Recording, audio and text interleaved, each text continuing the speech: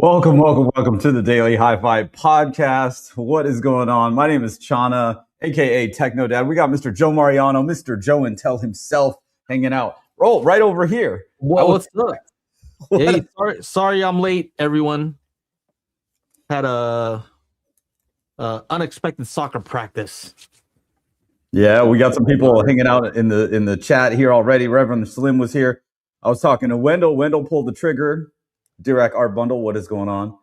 And we're going back and forth. Says he hasn't tried it out yet because he wants to get some things done and have the time to sit down with it. Jay Van Ghoul's in the house. And we got Medieval 1980 and Scruff. Dude, you guys was AI Joe. It's AI Joe again. Oh yeah. I don't know. Is my video cutting out, or is that on your end? I don't see video cutting out. It was acting a little robotic, but okay. Yeah, you guys let me know. You can, because we can't tell. Yeah, we're seeing the native, like the video from our end. Our end, each other's end. Like I'm seeing my end, he's seeing his end, so we don't know exactly. What happened when I just logged in right now? Dude, so I have this door open because there's a nice breeze. So this door and then the front door, which is this big brown one here, is open, right? So that the airflow goes through the house. And I'm sitting here and I hear like, and I turn around and there's the fucking squirrel. This sits right here in the living room. I'm like, oh my God. I'm like, I'm like, I don't know, is this thing gonna bite me? I'm barefoot walking around. Oh yeah. Right? Like, I don't know what kind of... It found its way out? Yeah. So, like, I quickly, like, it was, like, running behind this way, went that way. I went and closed the front door. Actually, I opened the front door, tried to, like, get him to go that way. And I'm like, shit, I don't want him to go upstairs into my bedroom. Yeah. So, like, I ran upstairs to close the bedroom door. And as I came down, I was looking for him, and he found his way outside. I was like, oh, thank God. Thank goodness. You guys should have seen it. I was trying to start the stream so you could see. He's like, I got a problem, man. I'm like, what is it? What's the problem? There's a squirrel in here. And then he's like, there it is. Hey, buddy, come on. Over here, buddy. Over here. It's like I was back in Mammoth and I'm trying to get a bear out of the office. Yeah. Some shit like that. Yeah. Oh, God. Like, remember that one commercial where the lady, she couldn't see? I think it's for like some like Lens Crafters or Sears or something like that. Oh, okay. No. And I think it was a skunk, and she's like, "Here, kitty. Here, kitty." She couldn't tell. You don't know what I'm talking about, huh? I haven't seen that, or at least I don't remember it. Oh, it's old. Anyway, what's going on? What's going on? Who's in the chat here? You guys have any questions? Leave a question. We're gonna do our best to answer as many of your questions as possible. I've got some interesting stuff that's been happening behind the scenes. Do you remember this Eclipsa audio? Oh, he just emailed me. So there's this guy that's been emailing me since like February 21st. Okay. Ricardo Ramos. Okay. Hello, I hope you're doing well. I hope you don't mind that I converted one of your videos to Eclipsa Audio 7.1.4. And then he goes on to say, let me bring this tab over. The video's here. The conversion process is pretty simple. And he like goes, it's like FFmpeg, and there's this like giant, like this here, let me show you. This giant text box of like, boom, this. It's like, it's very simple. This. Oh yeah. No. FFmpeg is like that though. Yeah, just copy and paste it. And then he goes on to saying like, oh, I actually messed up and blah, blah, blah, blah, blah. So like... This is somebody from Eclipsa Audio? No, this is just one of my viewers. And he's just trying it out. And I was just like, I didn't respond to him for a little bit because I couldn't make heads or tails about anything really that he was saying. So I waited a little bit. One thing he did say is that he's been taking the MP4 downloads that I provide, and he's like extracting the channels from there and whatever. And he's like, it would be great to have like the actual file. So I finally emailed him back and I was like, hey, this is some great work. Thank you for taking the time to do all this. Here is the, ADM that I get from Logic Pro. so that you can try it with this. And so he was able to then derive all the channel counts and all this kind of stuff. It still seems like it's a painstaking process, and then I can't even really test it. You need a 2025 Samsung TV, some LG TVs, and you need like a sound bar. Right now, that's really all that's supporting it. So it's like Samsung and Google, this Eclipsa. Correct. Samsung and Google are have come together to put this. I don't understand why it won't, like, shouldn't it be on YouTube then? It is. It is. It's you go to the YouTube app on the Samsung TV. You go to the YouTube app on the Samsung TV, and it'll send out a 714 audio signal for Eclipsa, right? Or 714 or something like that. To a sound through the TV to a compatible Samsung soundbar. That's how at NAMM. That's how me and Brian from Acoustics. That's essentially what they told us. So it's still in its infancy, and you can't. There are some softwares that aren't out yet that are still in beta where you can I can toss in the ADM BWF and it'll pop out I think it's an IIAF file is what Eclipsa uses. I believe. So what would you really want? Well, what's the ideal use case? Like, what would be what would be ideal for you? For me, it would be ideal to actually output a YouTube video. Like if I do okay, hey, I got this Atmos demo, I could actually put it in Eclipsa audio. You could experience it on the TV through a soundbar, whatever. And then there's also the download link in the description, right? For the people that have a full-fledged home theater. Ideally, it would work on every AV receiver out in AV receiver land, right? That makes the most amount of sense. I was thinking, you would on Apple TV, whether you're using a NVIDIA Shield or whatever, Roku, anything. If you're on YouTube and you have it connected via HDMI, if you happen to have an AVR or something like that has Atmos capability, then ideally what you'd want to be able to play your 7.1.4 or whatever mix, and you'd want it to play out of that system. Yes. Discrete from each speaker.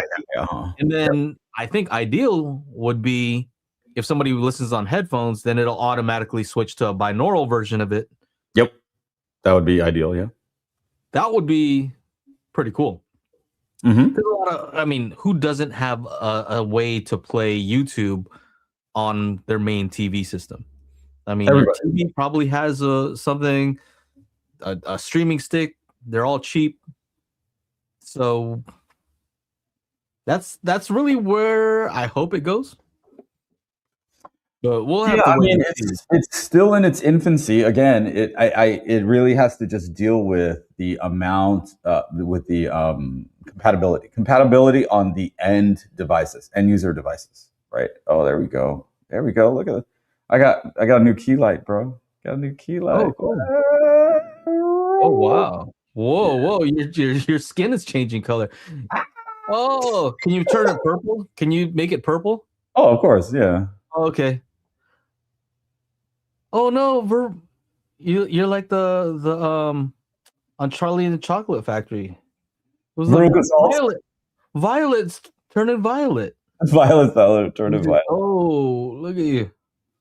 It's party time over here. Yeah, let's get back to it.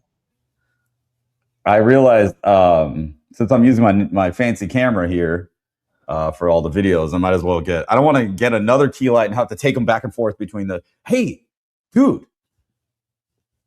these Aperture soft boxes? Okay. Yeah. Do you have any or no? I don't have an Aperture soft box, but I have Aperture lights. I have the lights. The soft boxes from Aperture are garbage. You know why? Huh. Right? It's just you're just paying for the name. Those rods that you have to stick in, right? I got the newer one, and it's already there. You just pop them into place. You don't have to slide them through and then curve them. They have this thing where it's this little claw, and it just opens. You just open it up. Oh, dude! You need an actual umbrella. No, not an umbrella, like a soft box. that has like the little bar Oh, okay. already built into it. Well, I usually use like the domes that are like an umbrella. Okay. You know what Yeah. I mean? Like No, they no, have a no. Yeah, rod no. and you pop it out. Yeah, a little rod in there. Yeah. Yeah. We have a question from Chris Contreras. Yes, what is the difference between Spatial CD and Magic Beans? Ooh, that's a big difference. Oh, yeah. One is made by me and Joe. The other one is made by Joe. Okay. So the Spatial CD is our spatial audio calibration toolkit. That's this. And it's a bunch of different tests. There's a bunch of sections, call outs, level matching, polarity, timing, crossover, speaker, all these different tests. And a lot of it we've designed so that you can use this without a mic, just listening with different test tones, and so that you can calibrate your system just using your ears. Mm-hmm. But then there are advanced sections where you can use it with a microphone to better tune your system, you know, using some measurement gear, using REW, something like that, or using Magic Beans. Magic Beans is a software that is designed to just figure out what your target curve should be. When you run Dirac or Odyssey or any of these room corrections, you know, eventually will come to a point where it's going to ask you for a target curve, hopefully. And what do you put there? That's the question. What is the correct target curve to put? You know, some people say, oh, it's subjective, just, you know, mess around with it. But I think there is an optimal target curve for each situation. And that is exactly what Magic Beans is designed to do, is to figure out what that is. Yeah. So they're two totally different things. They're both about calibration, but they do different things. Mm-hmm. But they work together also. So yes. If you happen to have the toolkit, it makes it much easier to run Magic Beans because it has the pink noise tones in there, and it's just easy to navigate and play the tones out of all the speakers. So it makes it easier and to confirm. Yes. So like there's like what do you call it? The sections 11, 12, and 13. There's 3 sections that are for professional calibration. And one of those is the pink noise, the full range pink noise that you would use with Magic Beans. If you try to use the level matching pink noise that's in the toolkit, you're not going to get like a good Magic Beans thing. You're not supposed to use that. So there's that. There's also great stuff like, I just got those SVS speakers. If you haven't seen my unboxing of the SVS speakers, I got to tell you, man, these things look sexy. But besides the fact that they look sexy, they have, you know, it says like they're 40 hertz. They go down to 40 hertz. And it's great because with the toolkit, you know, I can set the speakers to full range, play the, you know, the crossover section, and I can just listen for where, oh, here's 50 hertz playing. I can hear that with pretty good volume. And then you get to 40. Oh, maybe it's not as loud. Oh, I can still kind of hear little rumblings at 30, 32, whatever.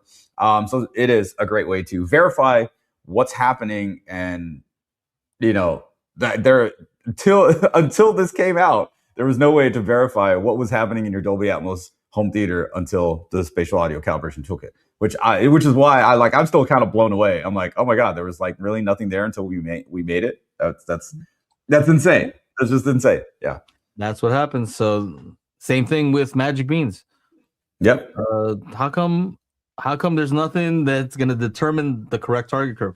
Why doesn't Dirac just automatically do that? Like it gives you this generic one, and then like I know what it was like as a kid with that my uncle's big Fisher stereo, and it had like the EQ. I'm like, I'm making little shapes, make it sound like ass, you know. Like I was just a kid. I'm like, ooh, they're like V's, or like, you know, whatever. Like I'm like I'm staring at this thing at Dirac. I'm like, I'll just go with the default. Yeah, let's just go with the default because I don't know what I'm going to do. Joe Max says, go ahead. How's our video right now? Just a question for the folks out there. I'm just checking in on a regular basis to see. Just because I changed out all my networking gear. Oh yeah. He did. So I He want did. to make sure that everything is working as expected. But I'm using a wired connection, so hopefully that my connection should be good. But I'm not using wired. I want to see if my can move this camera forward a little bit. Chris Contreras asks, "Is it similar to Harman Target?" No, because Harman Target is generic. Yeah, it's generic. It's just it's predetermined, right? Meaning you decide going into it, I'm going to use this curve. Okay, why? Because other people will say that's what I'm supposed to use. Okay, but funny side note is that Dr. Floyd Toole, the one who was at Harman, and I think that's where a lot of the stuff comes from when people are talking about Harman target curves for speakers. He specifically said publicly and to me on the phone that that's not meant to be a target curve. It's something else. But it's not meant to be a target curve, even though a lot of people like to use it as such. But the difference is that's predetermined.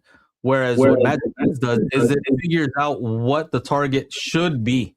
It looks at the response of your speakers. It looks at the measurements of your room and what it's doing to the sound, and also things like the directivity of the speaker.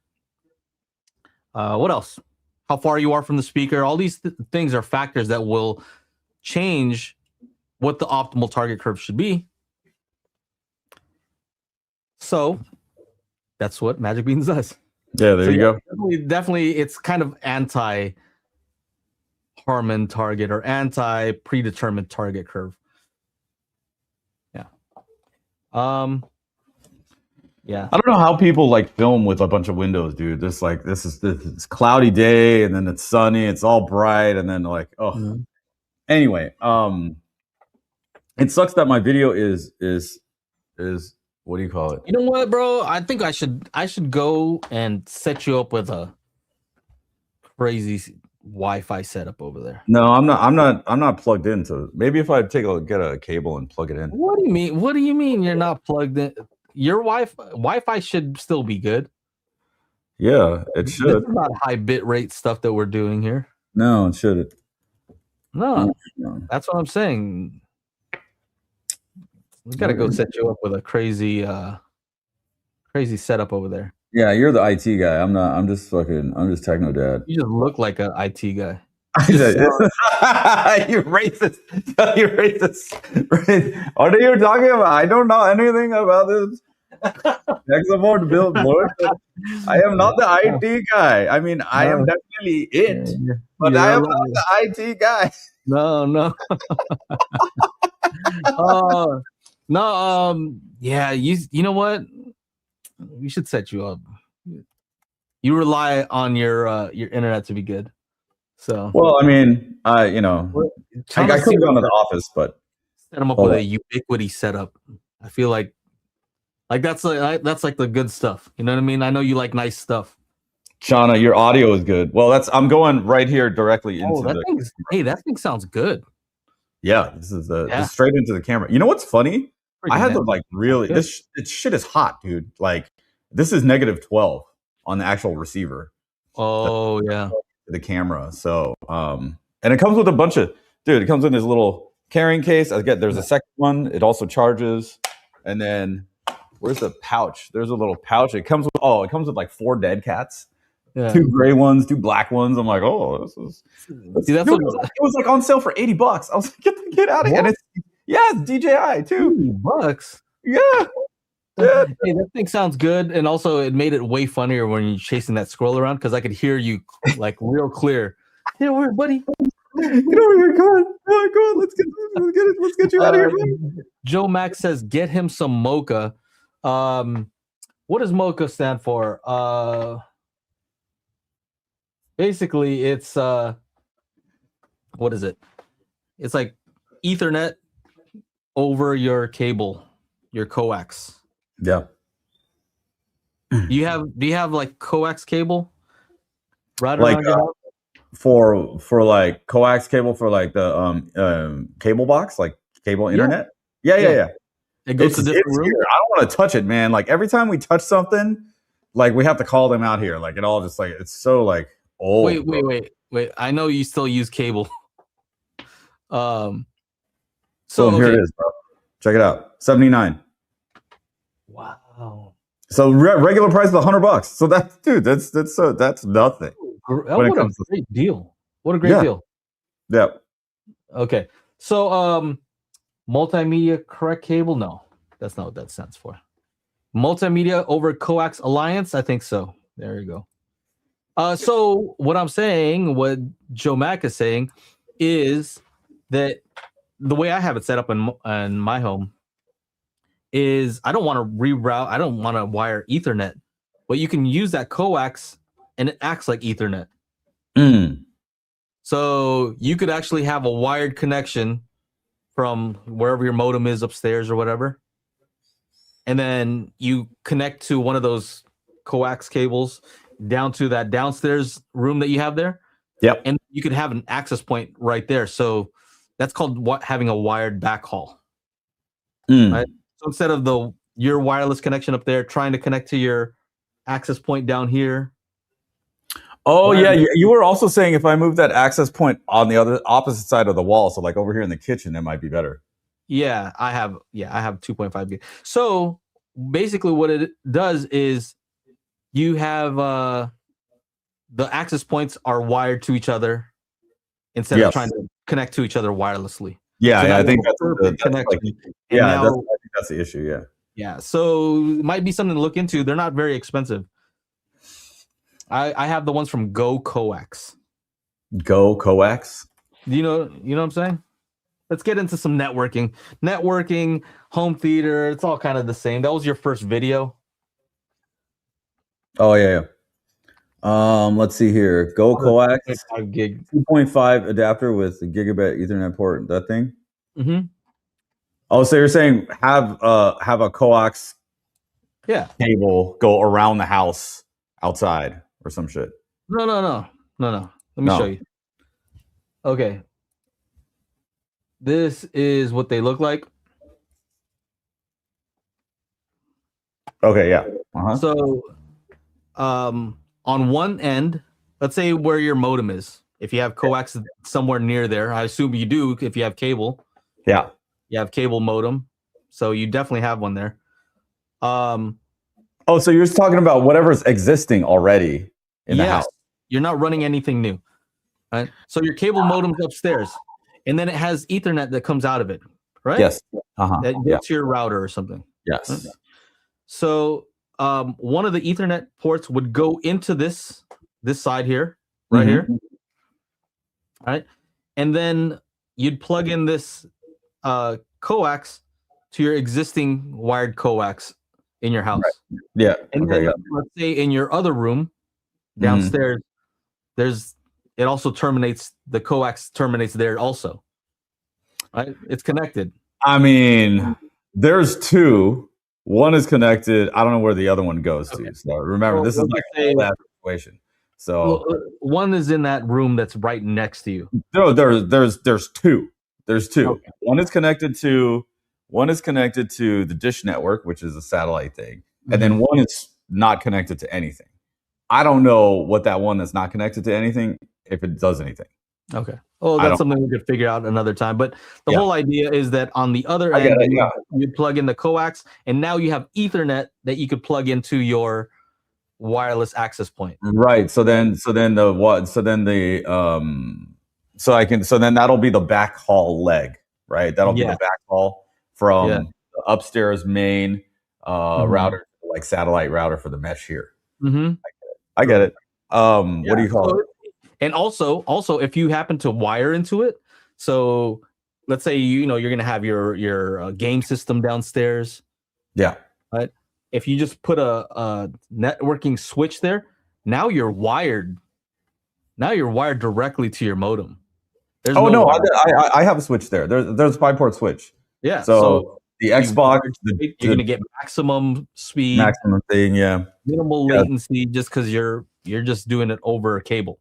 Yeah, the Dune HD, the Apple TV 4K, and the Xbox are plugged into a switch, which is then going into the mesh satellite guy. So, but yeah, what are these like 120 on Amazon? These are pretty cheap. Yeah, that's something to look into. You know, maybe next time if I'm over there, set them up real quick. You know, there's some stuff that you need to do, but maybe something to look into. Anyway. Yeah. All right. A couple other random things. Do you guys like? Somebody keeps emailing me about a boombox. You guys want to check out this boombox? Mm-hmm. Let's see. Boom. Do. Somebody keeps emailing me about this boombox. Here it is. Look at this. Tape deck, Bluetooth, CD player, dual tape deck. You could also like digitize your tapes on here. There's a go from tape to Bluetooth if you want to. Look at that. Zoom into the speaker. Let me see the speaker setup. Oh, geez. God damn it. What's going on here? Why don't they zoom into the speakers? So I got 2 ports on the back. Oh, there's a video. You know what? I should try to find this video. Let's turn you off. Let's see. You see this all full screen or whatever? I mean, it's good looking. Like, it looks retro. Hopefully it's metal. It looks metal.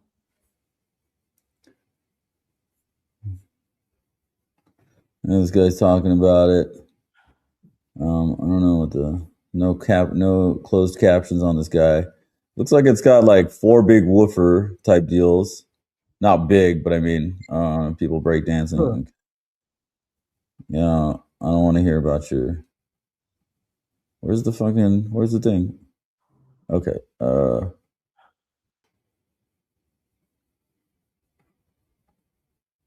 Okay.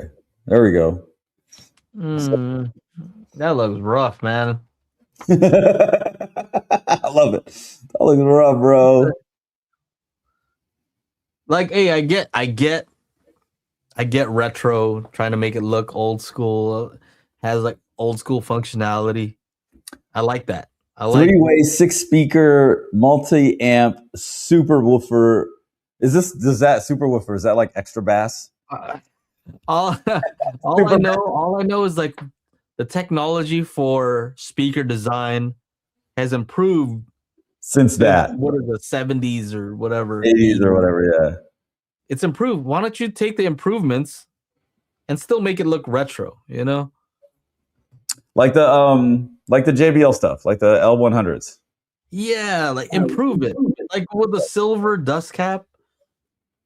And what's the 2 speakers right next to each other? Is that what's happening here? I guess those are the super woofers. I don't know. We have 4. I don't know what's going on. Maybe I'm just judging by the way it looks. That it looks. Yeah. Hey, maybe it sounds great. Maybe it has a great design. I don't know. Yeah. They really went for it though, as far as the look. They definitely got the look. They nailed the look. And I mean, I guess functionality is good. CD player, who's got CDs, but Bluetooth for sure. And if you got you're rocking some old tapes. Hey, for sure, battery tech has gotten a lot better. Oh, You're not yeah. gonna have to rock some D-cell batteries. Remember? No, you definitely don't need to do that. Battery. That's more like, yeah, that shit's figured out. I think it's a USB-C charger or something like that. I don't know how many hours it's supposed to play. Let's see. Hey, when's the last time you used D-cell batteries? Dude, I don't even know, bro. I don't even know. There's C-cell batteries too. I haven't used any of the. Oh, you know what? I do have one of those big fucking flashlights right upstairs, right next to my nightstand. So that has like 4 D-cell batteries in there. What is that? You have a Maglite or what? Yeah, a Maglite. It's a blue Maglite. It's like this big, right next to my nightstand. right there. You have a Maglite still? I mean, they've figured that out too. Like all the newer flashlights are gonna beat that. What brand is it? I don't know what brand it is. Oh yeah. But you want to use it as a weapon. Yes. It's a flashlight and weapon. It's multi-purpose. Right. And then I just found it. It was just like up in the like attic or like little storage closet here. I was like, oh, I'm totally putting this by my nightstand. I don't even it turns on. That's a good weapon though. It's just there. Yeah. It's heavy. Heavy is good. Heavy is reliable. If it doesn't work, you just hit him with it. What is that from? I don't know. Where's Aaron when I need him? Damn it. I've seen it though. You guys in the chat, you know what that's from? I know, like, I can't do a Russian voice pretty that well, but he's like a Russian guy. I've seen it. I forgot. Yeah, I'm pretty sure you just saw it. I think you just. I got like 2 hours of sleep, so I can't remember. I can't remember anything. What was up, dude? I couldn't fucking sleep last night, dude. I went to sleep at 7 a.m. I could not. It was like 2 a.m. I was like tired. We had this like dinner with like 15 people because some friends are in town from like Switzerland or some shit. And then, we get home at like 9. I'm like laying there and I'm like passing out. I'm like, oh, thank God I can like go to sleep by like 11, midnight. Midnight rolls around. I'm wide awake. And then 2 o'clock, still can't go to sleep. Still can't go to sleep. What's going on? So then I just started watching Landman, that show on Paramount Plus, and rode out the season till like 7 a.m. I'm like, why can't I? Every time the episode ended, I turned everything off, closed my eyes, lay down. 5 minutes later, I'm like, damn it! Why? Like nothing is like, man, I didn't have any coffee, I didn't have any Red Bull, I didn't have shit. I don't know. I had a Red Bull. Oh yeah. I had a Red Bull. I was doing paint correction on the Lexus. Oh shit. And the what's that called? What is that thing that you got done to yours? The ceramic coating. Ceramic coating. It's crazy. The stuff that I got, I guess it kind of glows in the dark. Not glows in the dark. It glows with the black light. Like you have a UV light, so it helps you see like what parts you jizzed on. I mean,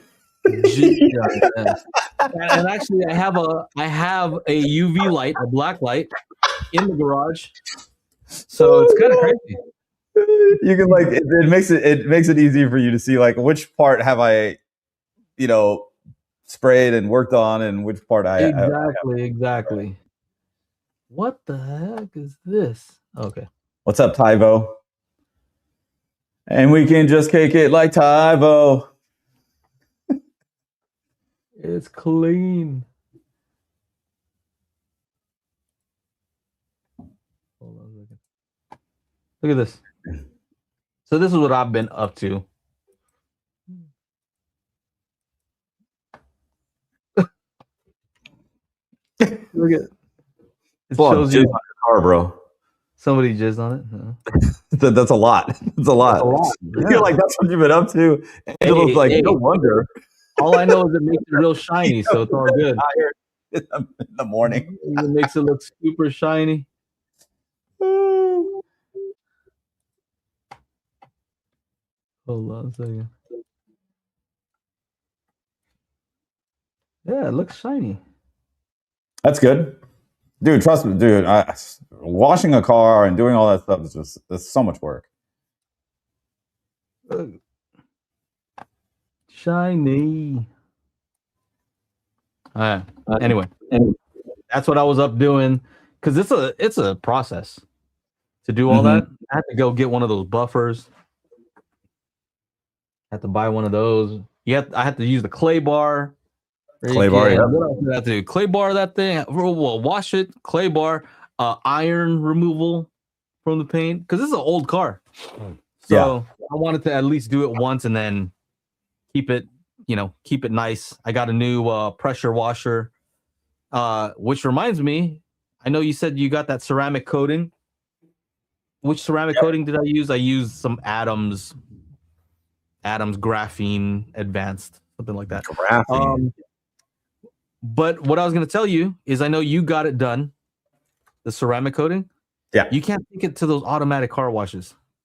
I looked it up. It'll just like, it'll mess it up. Yeah. So like I was at the car wash.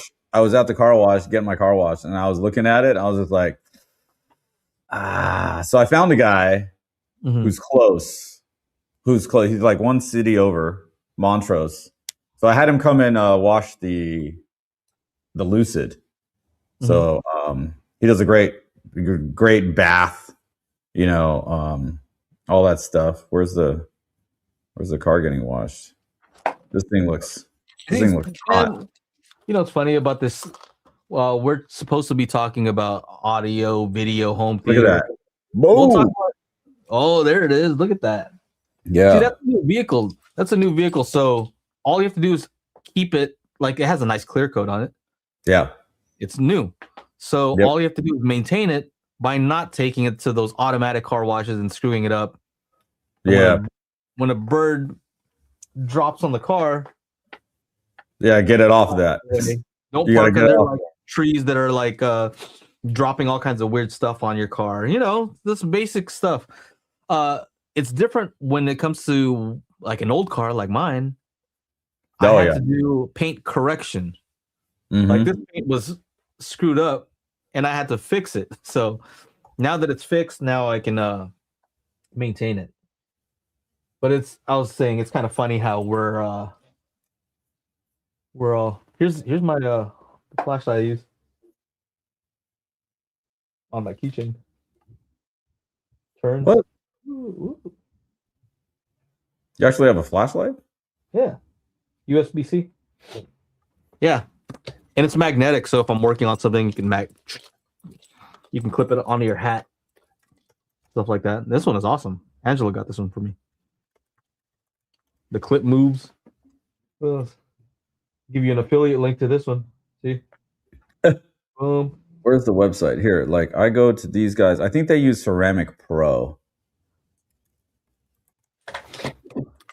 Yeah, Ceramic Pro. See, Marv knows. These guys know. These guys are like car guys too. Joe, do you pressure washer and foam can? Of course I do. I got that good good stuff though. Good foam. Built hammer is expensive. But yeah, I get stuff from I do the whole freaking leaf blower thing too with the little stubby on it. Oh yeah, he's got a leaf blower. Where is the? Oh, here he texted me. So what was the guy's name? Damn. Oh, car wash. Save his name as car wash. There we go. Let's airdrop this to the computer. Yeah, I mean, it was just a little pricey, to have the guy come to the house and do all that. Yeah, let me show you something real quick. This is how it looked before. Show you before and after. I think this is the before one. You see all like little swirls and stuff on it? Yeah. Yeah. All right. And then after is this one. Here. Is this it? Yeah. Can you see? Yeah. Yeah, it's much better. Look at that. Yeah, compared to the before.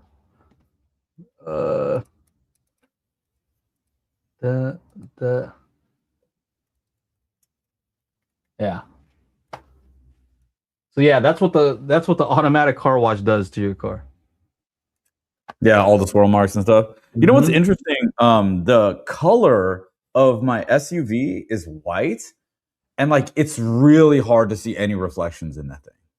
Like it's just so blinding. Like in the sun, it's like so blindingly bright. Like you just see white. Like you can't even. It has to be like, golden hour or like dusk to where like I got to get close to the body, and then I can maybe see something like reflective. But like, it's not like that Lucid. That Lucid is just like, you can totally see that shit. Which is kind of weird. It's funny. So Big Jack says, Chana, you may find washing your car enjoyable. Give it a try. We were talking about how you have a pressure washer and you used to do it. Yeah, I did. Dude, it took me like 3 fucking hours to wash my goddamn SUV. And like this guy was washing and then he was trying to dry things off. And then the wind picks up a little bit. And then there's just shit on the car again. And it's just like, let me get this thing in the garage, bro. Like, let me. I think it depends. If you park in a garage, then it kind of feels like it's worth it. Yes. You know, because you could keep it clean for a couple weeks, maybe, depending on how often you drive and what conditions are. But if you park outside, you wash your car in a few days, it's done. Yep. It's done. Yeah, here's the boom. This guy got a little wash there. Mm-hmm. Yeah, see, I thought he was gonna do it up in the driveway up here, but he didn't. He did it in the cul-de-sac. Look how many trees we got. There's just tons of trees. So like, yeah, I get it. I've done it before. Trust me, I did it before in Mammoth. But when I did it in Mammoth, I did it on a graveyard shift, so I have a huge garage to like do it in. So like and then as soon as I drove it out, you know, it was snowing. Fucking ruined. 3 hours of work was gone. You know, so it's so funny the crossover between cars, audio, washing, I guess. You know, if you're a home theater guy, I guess you wash your own car. Is that what it is? I mean, have you seen Pan the Organizer? Have you seen that guy? That guy's got like some crazy like 2-channel and home theater and fucking like Porsche, washes it in his garage. What else are we into? What's up? I guess computer stuff, networking stuff, microphones, camera gear. What else can we talk about? We can talk about pretty much anything. My buddy, so I did that DJ set on Sunday, and my buddy was like, he's got like 4 different Leica cameras. I'm like, what? Like, dude, that's a lot of money there, bro. Like, what do you mean he has 4 of them? He brought all of them just to flex, or what? No, he brought. I think he brought one, and he brought a Sony. Okay. He was taking like video and taking photos and stuff. Yeah. Cameras. What else can we talk about? Flashlights. I guess we can talk about flashlights too. Oh no, don't start. Music Jewel says self-hosting fun, running unraid 45 terabyte. NAS, we can talk about NAS drive, NAS devices. You know what? Eddie MK said, where's the graph guy? Is that Aaron? Aaron's the graph guy. You know, I showed you on our messenger group. Mm-hmm. The guy Nilay Patel from The Verge. I guess he's the chief editor in chief, whatever, at The Verge. I didn't like that guy from before just because I don't know, something about his attitude, something I don't know what it is. Mm-hmm. Maybe his face, I don't know. Oh, does he have a punchable face now? Is this where we're gonna get into Joe's most punchable face? Yeah, I don't know what it is. I don't know. Whatever it is, I never liked the guy, but he comes out randomly. You know, The Verge. The Verge is kind of like just technology, but mostly computer, smartphone. Yeah, sure. And then he posts this video on Instagram talking about, Kaleidescape. I'm like, what? You're okay. Now you're entering into the home theater space. Mm-hmm. And so, of course, I'm going to be more critical because that's kind of where That's where we live. And he comes out talking about, oh my God, the Kaleidescape. It's so awesome because it holds this much. The files are so big. You know, it's the biggest file sizes. You can only hold this much. Like trying to brag that he has this thing that's $8,000 and $10,000 and whatever.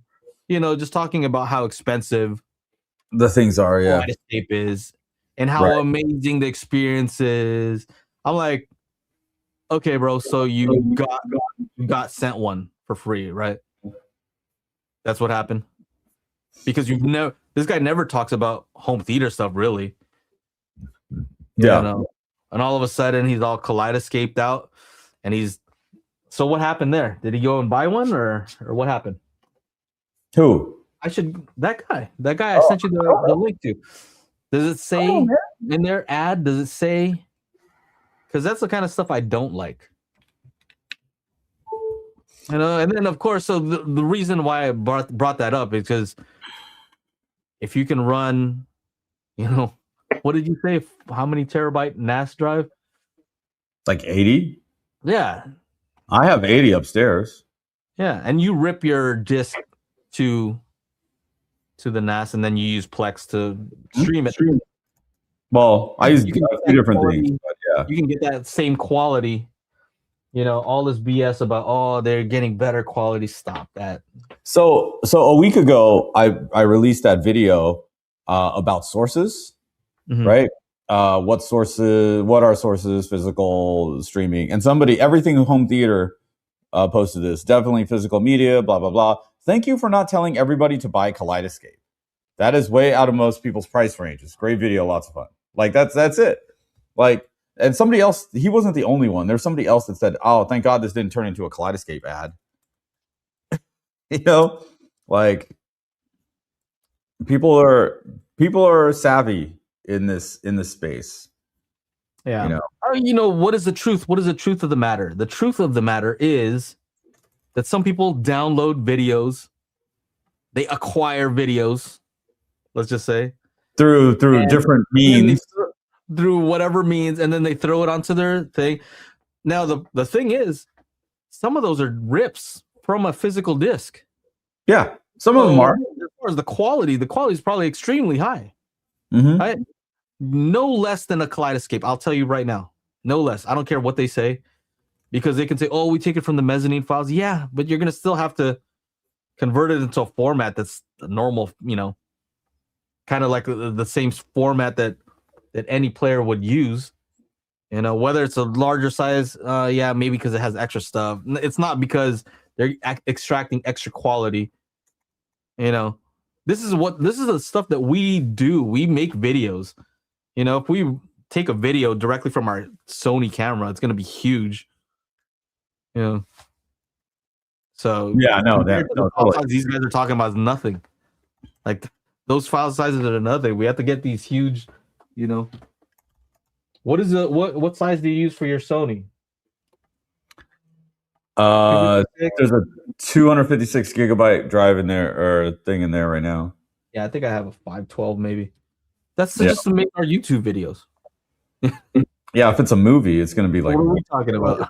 Yeah, our videos aren't even that long.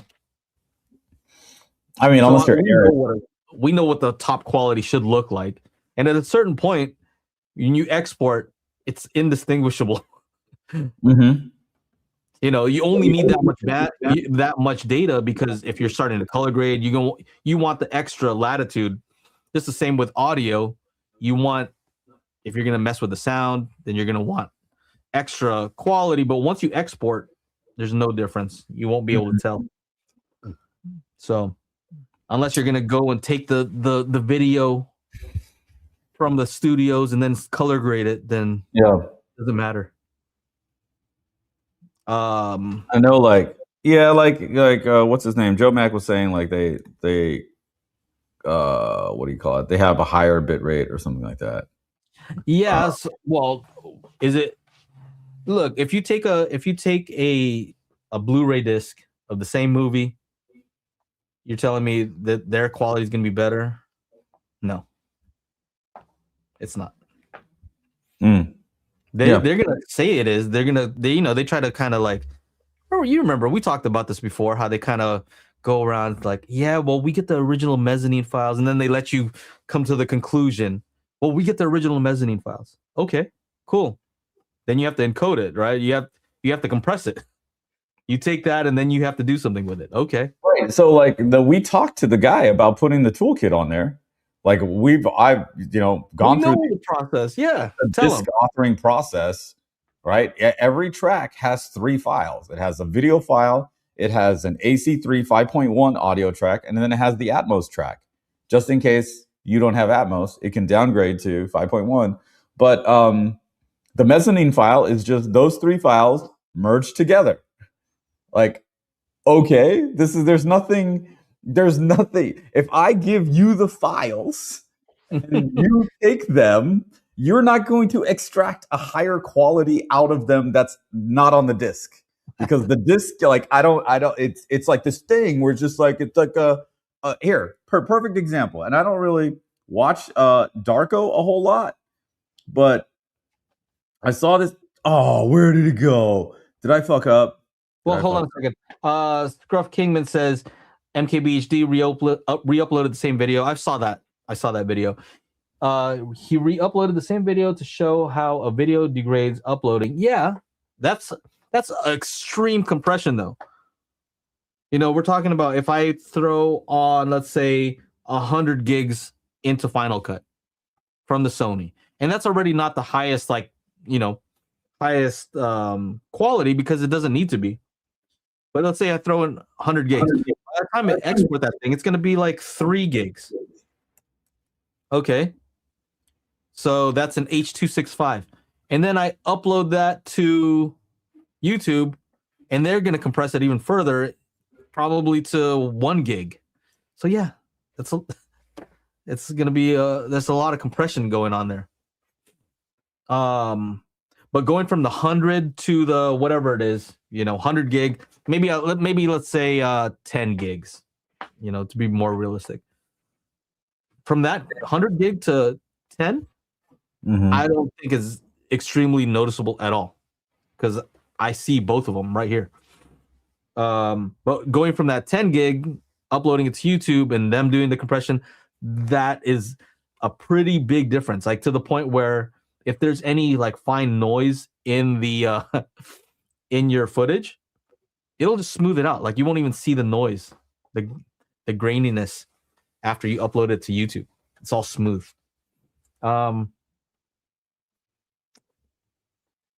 Here's something I want to talk about.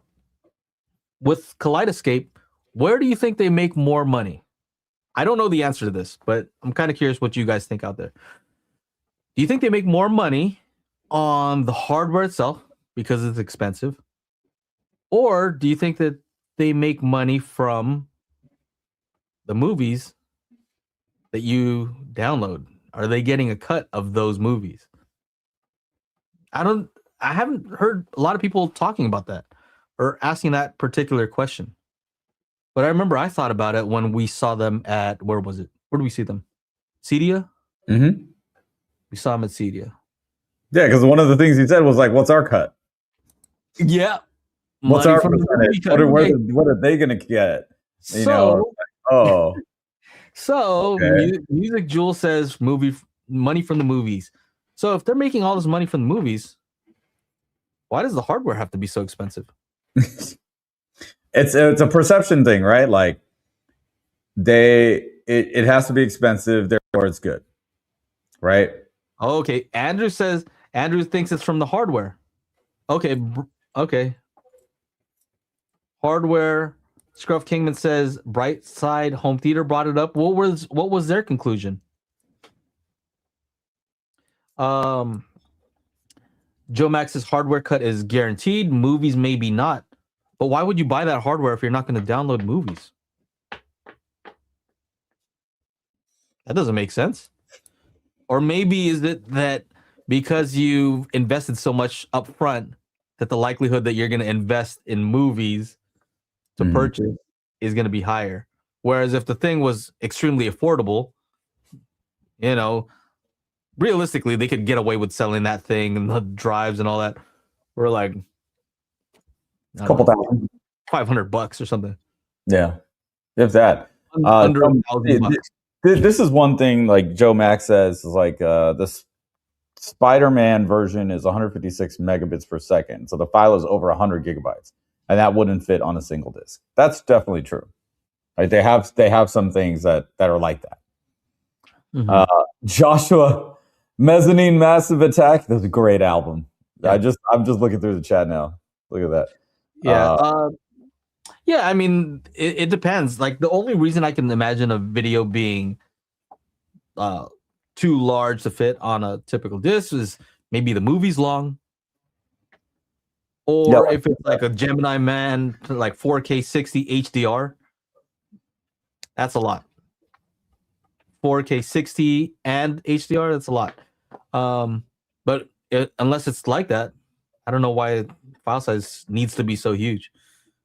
It's really length of time is the main factor. I would say determining factor. Yeah. Unless it's of course, if there's a lot of scenes moving images, which I would imagine for what do you say, Spider-Man? And then there's a lot of movement effects and all that stuff. Slim chimes in with, or maybe it's because they know a lot of people have more money than sense. Less compression. I get the less compression. I get it. This is something that we deal with on a regular basis. When we export our video, we have to choose the compression rate. They're saying it's the player. So hardware, since the movie prices are sold on the website, are the same as physical discs. If you can find them, the hardware is nothing fancy. It's their encryption software. I happen to think. Well, how about this? What's your opinion, Chana? What do you think? What do I think? Hardware or a cut of the movie sales? I think it's probably a cut of the movie sales. They might make a little bit on the hardware. Okay, the hardware is expensive, so I would say that they would probably make money on both, right? Because at the end user is still getting it for $30, let's say, just like a 4K disc. Their deal with, I bet you their deal with whomever, Sony Pictures, let's say, if they sell X amount, they might even have a sliding scale. If they sell X amount of Sony Pictures content on the Kaleidescape to all their people, they could be like a 20%, and then if they do like X amount in a year, they get, it goes up to 50%. Who knows? We don't know that part, right? That's what I would do. I would want a sliding scale, Well, they had a pretty big booth over there at Cedia, and if I were just to imagine how many Kaleidescapes have they sold, I don't know. I have no idea, but it's a pretty big booth up there with some of the biggest companies out there. And I wouldn't consider Kaleidescape a big company at all. No, not at all. And yet, I see the representative has all this jewelry on, expensive stuff, expensive shoot, so somebody's making money over there. And the real thing that I was thinking about was we wanted to talk to them about getting our toolkit on there.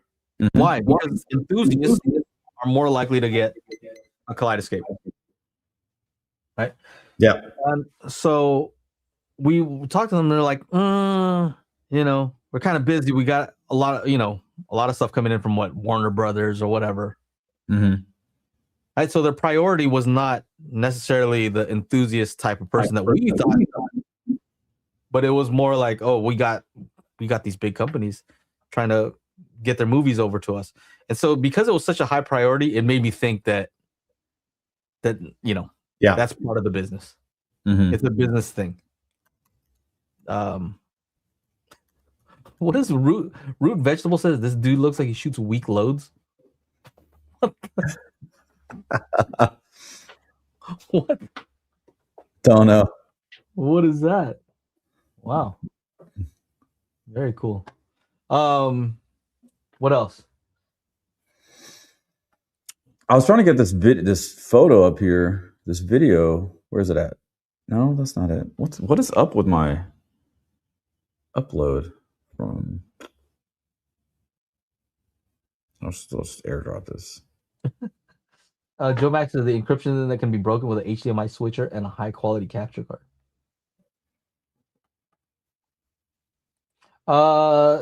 Larry says someone buying into Kaleidescape has a custom integrator working for them. They aren't likely to mess with calibrations themselves. Yeah, I was doing home automation stuff, and I was looking into, the stuff that people set up, Control 4, whatever they use now. Control 4, Savant, I don't know. Mm-hmm. Yeah. And those are very expensive systems, but they're really what you're paying for is they pretty much hardwire everything, so nothing is like wireless, and just extreme reliability. And if there's an issue, you call your guy up. It's for these guys who have a manager who manages their house. For all the people working at their house. So they just want somebody to call. Hey, something's not working. Come and fix it.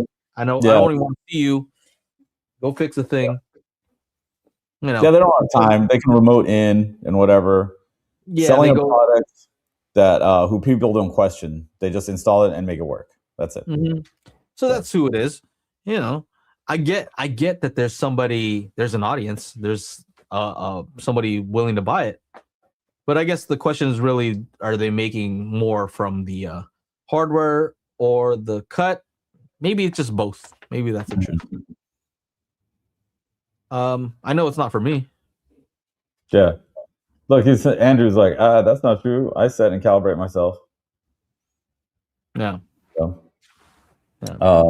anyway, I was just upset with that guy because he's almost bragging about how expensive it was. And I'm like, dude, just if they sent it to you, cool, good for you.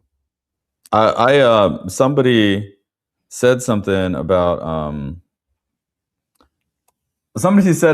my there was a comment on this SVS unboxing, right? And I said like, hey, SVS sponsored this video. As full disclosure, SVS sent these to me. I got to keep them. They sponsored the whole series of videos. And this guy's like, must be nice to be rich.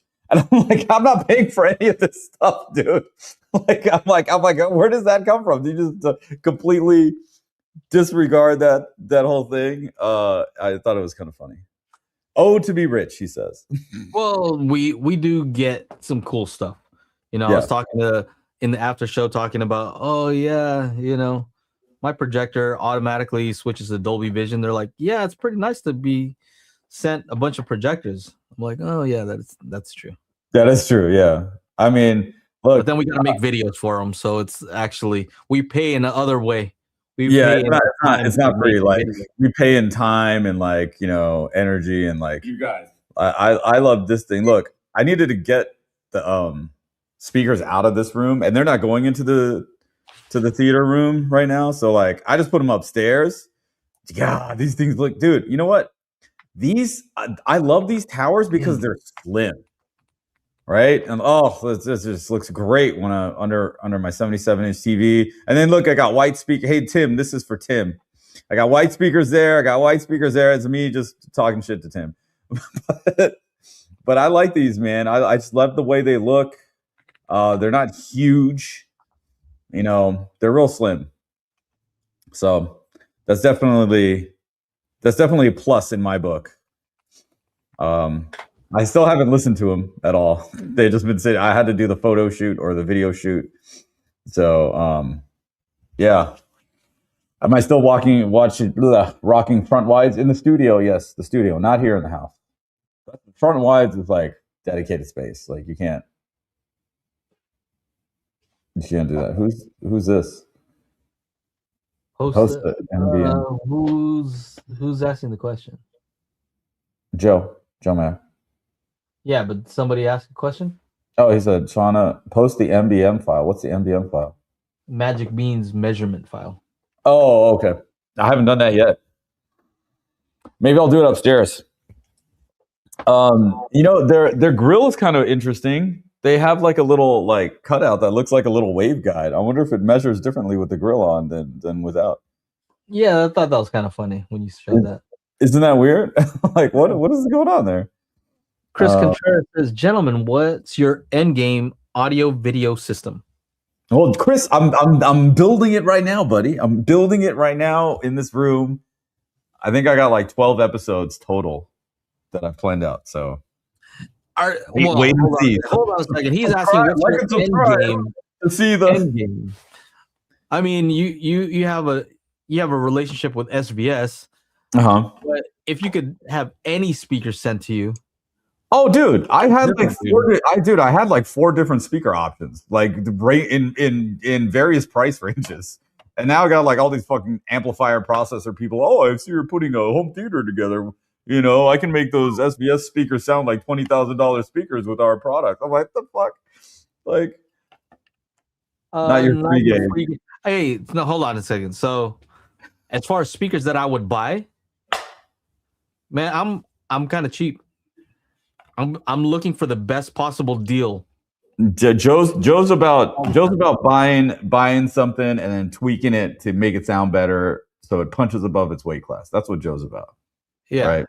For the most part, I think that's accurate to say. I'll tell you this. In one of my Atmos mixes, I have the bass sweep down to like 15 hertz. The bass drop go to 15 hertz, and I've played it on a few home theaters, and the only one that played and had that low end sounding good was that Focal setup that with the giant ones.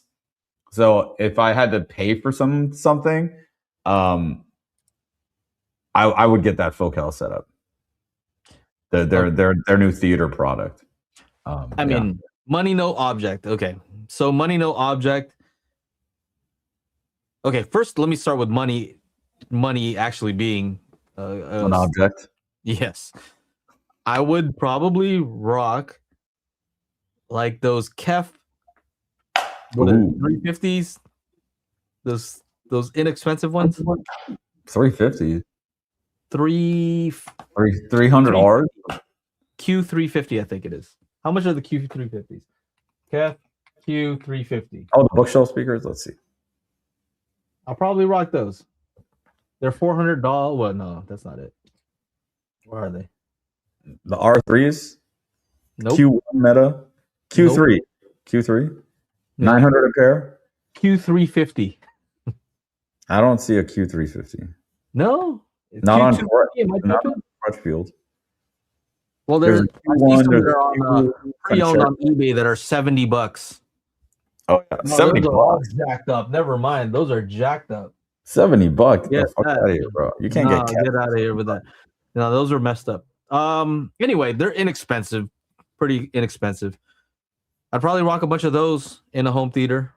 Mm-hmm. You know, everything from that particular line of Kef, and I would spend my money on some good subs. You know, I have an HTP one, but that was one that I reviewed. So, but I think that's extremely high value also. You know, I've messed with some Storm audio processors and I don't feel jealous at all. Mm-hmm. I don't feel like I'm missing out at all. You know, going from a Denon to Storm, I'm like, oh, this thing does a lot more than the Denon does. But that HTP one, crazy good value. Mm. Okay, so Joshua says the Q350s are about $550 a pair. I'd probably rock a bunch of those. You know what I would rock? I would rock these Q3s. Good subs. Maybe some SVS subs. I don't know.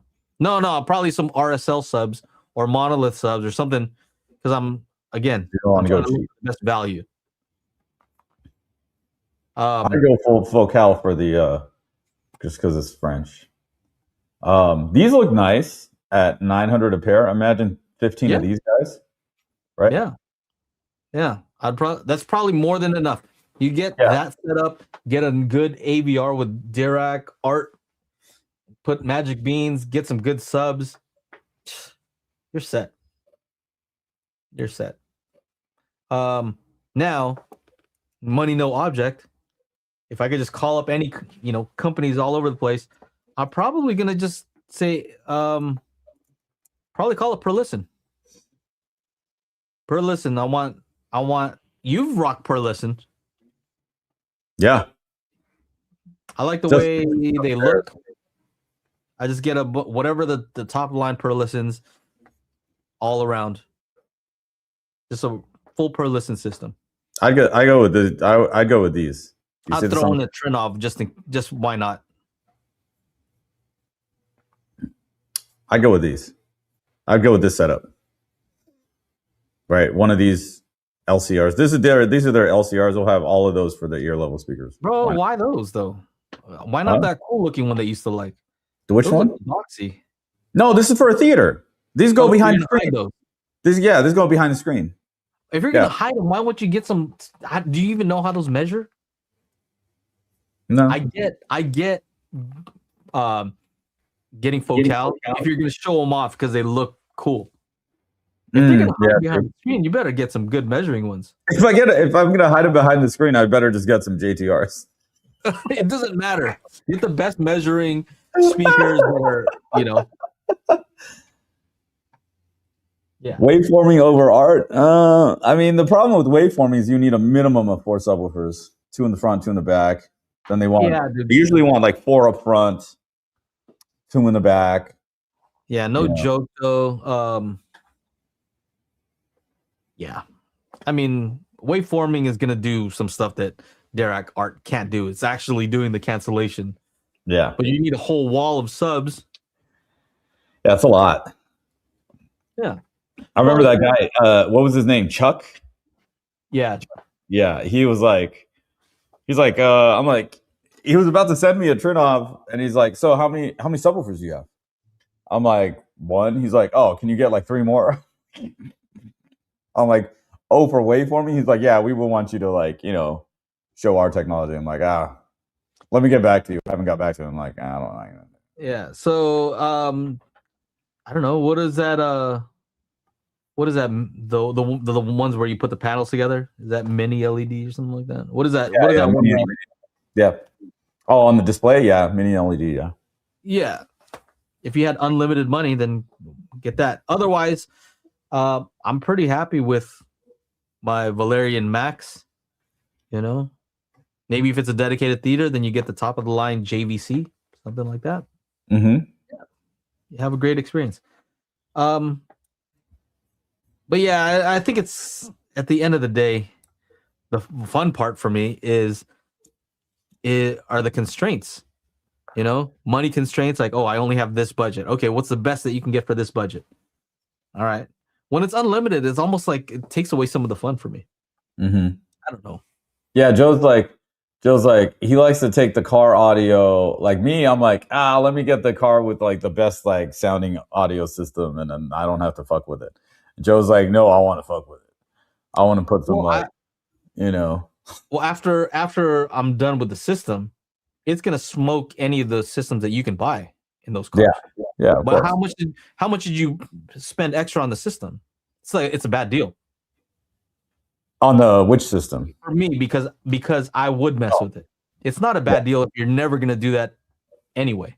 Yeah, I don't even know. Like the car just had the Harman Kardon in there. I was like, okay, I like it was there. So it's not like I like planned to have it. But yeah. It's one of those things. It's funny, like you say, go for a Christie projector. They're super bright. They had one in that Crix room, but I remember like the black levels didn't look all crazy. I've seen a couple. I've been in a few rooms that have Christie's, and like, yes, it is eye-searingly bright, but I don't like. It always, I like a $300,000 projector, or like even a $60,000 plus like projector. Like we're just like, you're just now in the like, I'm doing this because it's a status symbol. Like you're buying the Bentley, or the Lambo. That's what it seems. That's what it is for me. It's like the equivalent of that. Like you're not. It's not necessary. It's completely unnecessary. Completely. Well, I think what depends on the screen size. When you start getting to these like huge, like, oh, I'm doing when you're measuring the screen in feet, 25 feet wide. Then you need crazy brightness. But if we're talking about a home theater, then I think black level is more important to me. Oh yeah, I got this email about this too. Barco just bought Focal and Name yesterday or something. You can use a black screen because they are bright enough. Yeah. Yeah. You still have to have good, like crazy good screen size and throw distance. Yeah. That's definitely it. Like if it's like huge and like the scene calls for like a huge bright thing in the middle or the left or the right, like you're going to want to have eye-searingly, retina-searing brightness levels. But yeah, I don't know. I think for the average home theater, like none of that's necessary. It's cool to like check it out. If you're, I mean, honestly, like if you're in that ballpark of you have $300,000 to $400,000 to spend on a home theater, you're probably not watching us right now. like let's be real, like this, you don't want to. You're probably doing another fucking 7-figure deal on the phone right now. 5:30 p.m. on a fucking Tuesday. That's what you're doing, right? What's your do you remember how much the premium was to get the sound system that you got on your Lexus, or was it just that was the default? I don't. Or how about the one on your Audi? The Audi was $5,000. It was $5,000 extra. Yes. And how much did you sell it? I think I sold it for like $7,500. Yeah. It's just funny because like the value. I recouped the value of the stereo, Joe. Yay! Have you seen that article that's been going around? Like some like hi-fi enthusiast had like this $1 million setup, and then like he died, and then his kids had to like sell it piece by piece, and only got like $150K or some shit like that. Oof, bro. Yeah. So how was your system in your Lexus? You got the Lexus SUV. Yeah. What would you say? How good is it? I mean, I don't really like bump it a whole lot. I have. Better or worse than the Audi? Then the bang. I don't know. Okay, so it's the 21 speaker Mark Levinson 1800 watts. So it's about the same, right? So the 23 speakers 1900 watts was the other one, was the Bang & Olufsen one. Mm-hmm. Price for the Mark Levinson. I don't even know what the price is. Well, I don't want to put you on blast and like, oh, how much did you spend on your system? But my whole point just being, I just watched a guy who reviews car audio systems, with the stock ones, and he recently reviewed the one that we checked out at NAM, that Cadillac, whatever it was. With yeah. How many speakers? 38 speakers. 38 speakers. Yeah. And he wasn't super impressed. And I said, I listened to it, and I wasn't super impressed either. Yeah. It was cool, but I would say 100%. I can say this. Look, I won an award, first place for sound quality. My system will smoke that system. Not even close. As far as the quality and enjoyability. And when I do sound quality, it's funny. I tune it just for my seat. So maybe that's the difference. Maybe the other ones are tuned so it kind of sounds decent everywhere else. But no. When it comes to the driver's seat, it's not even close. Not even close. Mine sounds like mine, when it's tuned for the driver's seat, it can compete with a good home system. Great home system. That's what we're talking about. It doesn't sound like, oh, it's a pretty good car. I'm talking about it's a reference level. Like right here, I have my studio, your studio, Chana, kind of like a reference level. It's a reference how things should sound. A good car audio system is that on that level. Yeah, I think that's really the truth. Most of the car systems that I've heard that are factory, not even close. More like a stereo type of deal. Like you hear sound from everywhere, but that's it. Not precise. It looks like the Mark Levinson is like a $1,200 upgrade. Oh, yeah. That's nothing. And you know why? You know why that is? Why?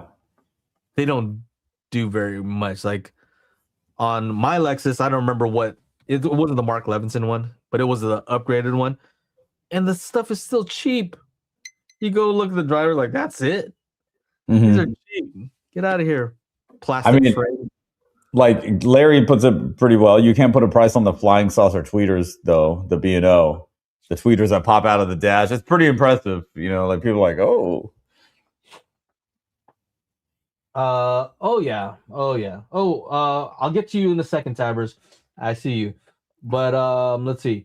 Chris says sound systems in cars sound a lot better than 70s, 80s, for sure.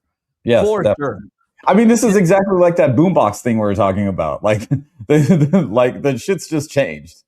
It's right? the good enough thing, you know, and the new systems are not even meant to be messed with. It's a little difficult to try to get in there and add your own speakers. You have to buy stuff to adapt, you know, the signal coming from the built-in head unit, so it's not super easy. But yeah, it definitely sounds better than stock from back in the day.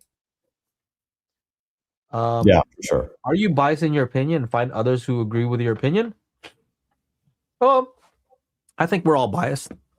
I think the secret is to understand your bias. You got to know what your bias is. Like you gotta know, be aware. Right? Like I don't like LCD TVs, but this LED LCD TVs, but this TCL QM9K, man, the black levels are pretty damn black. I turn off all the lights.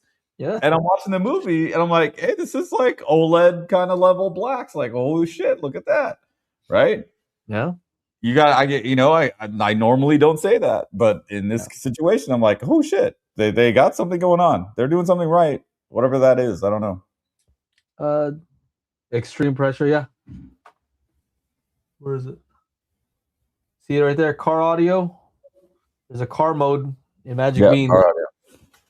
He's been doing it, buddy. He's been helping people win car audio sound quality contests with Magic Beans, which is pretty awesome, I'd have to say. Thank you. Do you guys think the Stark Beta 5 would be an upgrade over some Polk Monitor 60 series? I don't even know. Stark Beta 5 reached out to me and asked me if I want to review some stuff. I said I'm overwhelmed with reviews right now. I mean, they look cool. Let's see. Tom, bring it up. I'm gonna judge with my eyes. No, they look good. But you know me. Where's the wave guide? Where's the wave guide? Guys, it's not that expensive to get a wave guide. You just need to figure out somebody who knows how to make one. A good, proper wave guide. You can use. There's software for it. Yeah, I don't know why a speaker shouldn't have a wave guide nowadays. What's gonna happen is the tweeter's gonna get wide in the probably Polk Monitor 60s. You know, the mid range is gonna narrow up. That thing's gonna get wide when the tweeter hands off to the tweeter, and then that'll narrow up, and that's what you get. And then so he's trying to figure out if that's going to be an upgrade over these. These. Oh, well, yeah, those aren't much better. I like the XT20s, the Polk XT20s. If you're looking for something inexpensive, why don't you post what your budget is, and maybe we could figure out like maybe what's a good speaker in that price range. You know, there's more speakers than just those that you just showed. Look at that, a wave guide. Crazy, right? I look for stuff with great directivity. And why? Because I'm biased. To the other question, Scruff Kingman saying bias. I'm biased because I have a calibration software where the better the directivity of the speaker, the more EQable it is, and the better my software can help that particular speaker. Yeah. So yes, there's some bias there. But I also think you can buy a speaker that's very affordable with great directivity, use some EQ, and that'll outperform much more expensive speakers. Now, as far as how they look, maybe that's another thing. These aren't the best looking speakers either. With the grill, they look okay though. Why don't you check it out with the grill? What? Put a grill on there? No, if you scroll down, you'll see it with the grill. It kind of looks like that Stark one. Doesn't look worse. Yeah, see it with the grill. Yeah. Show it. Hold on, somebody said something else. What is it? Thank you for the super chat, Jay. Stark Beta 5 versus ELAC Debut 3. You know what? ELAC Debut 3 is probably going to be a better speaker. And here's the thing: is the Stark Beta 5. I haven't seen the measurements for it, so I have to see that. So I'm just judging based on it not having a waveguide. I don't think that the ELAC Debut 3.0 has a waveguide either. Yeah, it does. Does it? Let's see. No. Hey, there we go. So yeah, automatically I'm gonna go with the one with a waveguide because that's better speaker design. Yeah, it is. I heard these in person. They sound great. Yeah. At a trade show, but Yeah. they have a full range of these things. That was the other thing. Like people were like, "Yo, why did you go with SBS?" Because they not only do they have speakers for every part of your home theater, they also have like Bang and subwoofers. I kind of wanted to keep everything like the same because like even if I were to use ELACs for the home theater, I'd be using like a different subwoofer brand. By the way, I forgot to say thank you for the super chat. Tabbers. Yeah, thank you. Tabbers. Thank you for the super chat. Also, Van Gool, thank you also for the super chat and for the recommendation about the Debut 3.0. Yeah. See, that's like look, 500 a pair. I don't think you can go wrong 500 a pair with the ELACs. I hit up Chris to like send me some to review, but he never got back to me. So maybe I'll hit him up again. I'll remind him and tell him to send you 2 different colors. God damn it, Joe! Don't tell him to do that. But yeah, I mean, I could easily. Yeah, I ELAC always like just ELAC makes great sounding speakers. They usually measure well. You've reviewed plenty of ELACs, haven't you, Joe? Oh yeah, I haven't reviewed these though. No, I just have too many speakers right now. I want to clear out the garage, and then I'll get back to reviewing some speakers. But as of right now, it's just too full. Extreme Pressure, thank you for the super chat, $10 super chat. He says, I appreciate all the hard work and fun that y'all bring to the table. Hey, thanks, man. That's what it's all about. Look, did you see his next thing? He's like, put that $10 towards Chana's video streaming setup. Dick. What a dick. Awesome. I love it. Let's talk some shit. We're gonna get you. Oh, I need to get you set up. I'm telling you, that's too many weeks in a row. Yeah, we gotta get you the good streaming setup. We're not streaming lossless video here. This is some basic bitch streaming.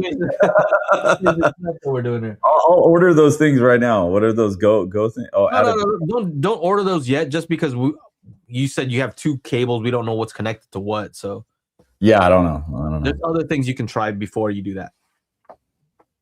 Thanks. Thanks for the super chat for a can of spray paint in case you get 2 different color speakers. Literally, that's what I was using upstairs. Those Unify, those ELAC, what were they? The Unify towers or whatever. What are those? That he sent. Yeah, the Unify reference towers. He sent one in black and one in white or whatever. And that's what I was using upstairs until I just moved to put the SBS in front of there. But thanks, Scruff. We appreciate it, dude. Under 1,000 or 1,000 for the pair. I think you just have a lot of options. For 1,000 a pair, there's so many options. Mm-hmm. For a pair of speakers. Yeah. Which the speakers that look great right now for probably lower than that are those Acai Labs ones. I don't know if they're selling them yet or what. Acai Labs, is that like a bowl? Like an acai bowl? Yeah, Acai Labs. If they're selling them, then let's see here. Somebody needs to revoke my techno prefix until he fixes his Wi-Fi. These. Check out some of these. Waveguide. So what you want to look for in a waveguide, or in a speaker, is a waveguide. Yes, what you're looking for, what I look for, is the waveguide for the tweeter to be around the same width as the driver. That's just like a visual test that you can look at it. What you want is the directivity to be similar when it hands off from the woofer to the tweeter. And the way to do that is the waveguide controls the dispersion pattern so that it's a smooth handoff. If you don't do that, if the tweeter is mounted directly to the baffle, what ends up happening is, let's say the woofer, it starts to narrow up, and then the tweeter will be wide. It'll look kind of like a Christmas tree. And so what ends up happening is at that frequency where it's wide, those frequencies will start bouncing off the walls at a louder volume than the other sounds. So even if the speaker itself, the direct sound coming from the speaker is perfectly flat, it's accurate, the sound bouncing off the walls at those frequencies is going to be at a higher volume. That's what directivity is talking about. What is the sound going off to the sides compared to the sound that's coming from directly in front of the speaker? If they're lockstep, the sound that's coming out of the front is very similar to the sound that's going off to the side, then you're going to like that better. It's just going to be more cohesive, easier for your brain to understand that. When the sound that's going towards you and the sound that's going off to the side are different, that's when your brain's like, I don't know if I like this. And it's not EQ. Excuse me.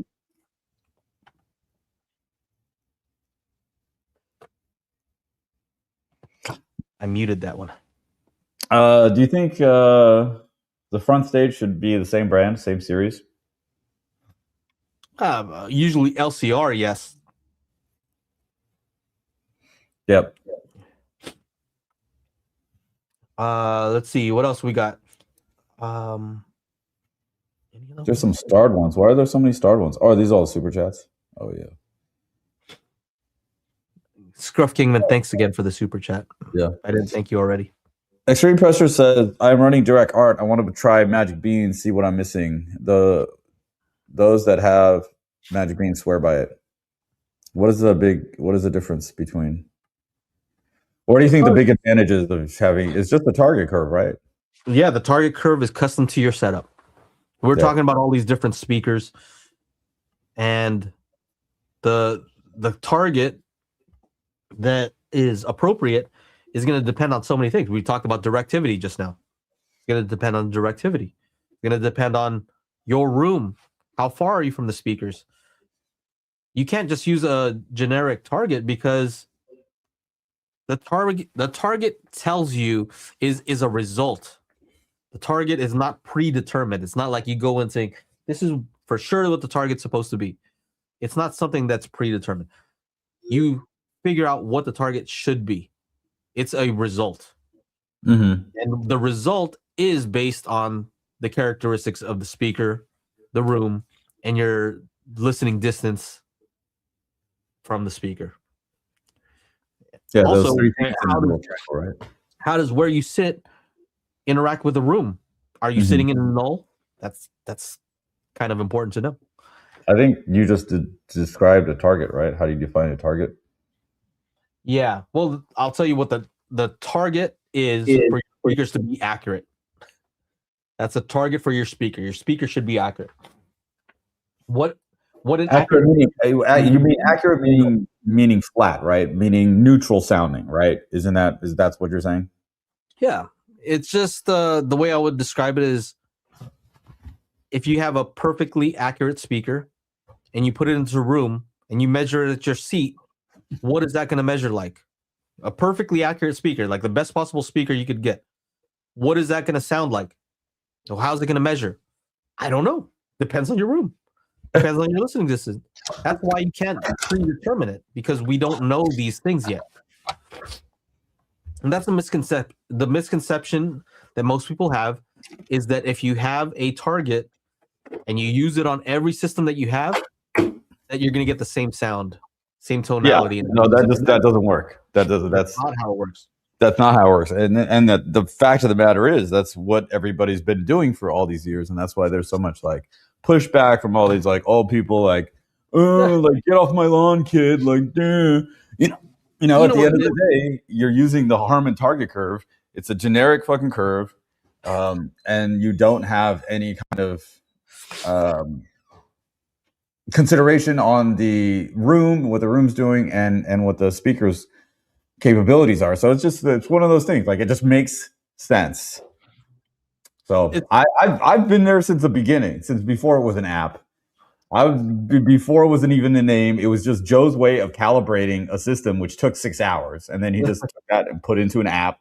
And then I was like, well, I used Joe's Magic Beans calibration, and it sounds like a hell of a lot better, you know. And then now here we are. Yeah, and I mean, you don't have to do it. I'm sure when you have your system set up there, you don't have to even tell anybody. But I'm confident you're gonna use Magic Beans to get your system sounding good for your own personal thing. Why would you do that if it didn't make a difference? It doesn't make sense. Yeah. And I think with the issue that we have is there's inertia. People have been doing using a Harman target or whatever for so many years that they accept it. They just accept it, right? Like if I come out with the software and say, hey, there's actually a better way to do it, I kind of feel like, oh, so you're saying my way is worse? Mm-hmm. I wouldn't say that, It's just what has been done. It's what everybody expects, or it's one of those things. That's what you do when you do something new that hasn't been done before. Right, exactly. Perfect example is the toolkit, right? We can now see if your AVR is doing what it's supposed to be doing. And the amount of times that people call and say, or email and say, hey, your my middle height pink noise is not working right. And it's always because it's a setting problem on the AVR. And like, how many people, I always think, like, if I put out a YouTube video and somebody complains about something, about a TV or a receiver or like streaming box or whatever, that person's comment represents at a minimum 1,000 people have had that problem, minimum, right? On these mass produced products. So same thing, dude. It's if we get like maybe in the last 2 months, a handful of people, or like 6 months, let's say one person a month says, hey, your disc is wrong, the middle height left or middle height right come out the front and the rear, and it's a setting issue, then there's probably tens of thousands of people that have the shit set up incorrectly, and they've been listening to it wrong, and they just don't know. So when you come out with something that's like, oh, hey, this will allow you to check if this is doing right, people are like, oh, well, I don't know. How do you know you're right? Like it's just the weird. It's the weirdest thing, But that's why we have a thick skin to handle all the nonsense that's out there. Mm-hmm. But I like what Chris Contreras says. So basically, the Harman target curve is like shooting at a target blindfolded. Yeah. I think I've been struggling for a long time to try to boil it down to the core of what the misunderstanding is. And I think part of it stems from the fact that it's called a target curve, not a resulting curve. Right. Like it's the name that we've been using for a long time, the target. And when you think of a target, that means that what are we aiming for? But it's also called the house curve. And the house curve, I think, is more like, okay, well, what is the room doing to the sound? Yeah. That sounds a little bit more accurate. That's like how do you play? What are the house rules when you play Monopoly at your house? Do you put all the money? Do you have a pile of money for somebody lands at free parking, gets the money? Is that the house rule? Yeah. What's the? I like the resulting curve. What is the resulting curve? So if I say this, your voice, Shauna, is accurate because it's your voice. If you go outside and it's anechoic, there's no echo. Your voice is going to sound like your voice. It's accurate. Mm-hmm. Now, if I measure your voice, right, I know what accurate sounds like because we can just measure your voice and the tonality and how much reverb it has, anechoic. Now, if we go into a cave and we measure your voice, what is the resulting measurement of your voice? It's going to be different because of the echoes in the room. So what does that mean? Does that mean that we have to change your voice to remove the echoes from the actual cave? No, you can't. First of all, you can't. I can't change my voice. The cave is going to do what it's going to do. Same thing. Right? You put a speaker in a room, the room is going to do what it's going to do. Okay? You can't undo it. And that's a problem with also the term room correction. And it implies that you can actually fix these things, whereas you can't really. You can't undo the echoes from a cave. You know, people will try to say that they can, and and technically, if you really wanted to, you probably could simulate something like that, but it sounds weird. You know. But my whole point being, there's nothing to fix. If you sound different in a cave and it measures different, there's nothing to fix about your voice. It's just what the issue is really that you went into a cave and the cave is changing the sound. So that's why I like this term house curve or resulting curve, because the measurement is just showing you this is what the room did.